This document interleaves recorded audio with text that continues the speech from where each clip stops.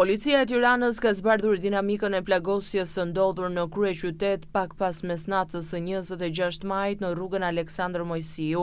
Pas hetimeve për ngjarje në uniforma të blu kanë identifikuar dhe shpallur në kërkim autorin e plagosjes Klodian Kallo, 31 vjeç dhe dy bashkëpunëtorët e tij, Gjergj Leshi dhe Lulzim Mejdani, 36 dhe 45 vjeç.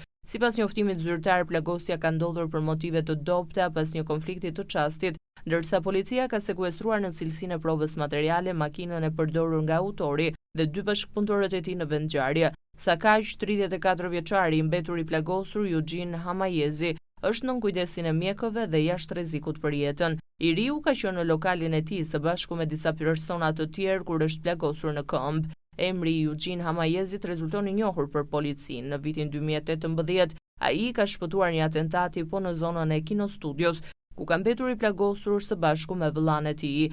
Autori i këtij atentati dyshohet se ishte Santiago Malko. Ndërkohë, policia njofton se po punohet intensivisht për kapjen e autorit dhe bashkëpunëtorëve, si dhe për dokumentimin e përgjegjësisë penale të secilit, ndërsa materialet procedurale për rastin ju referuan prokurorisë së Tiranës për veprime të mëtejshme.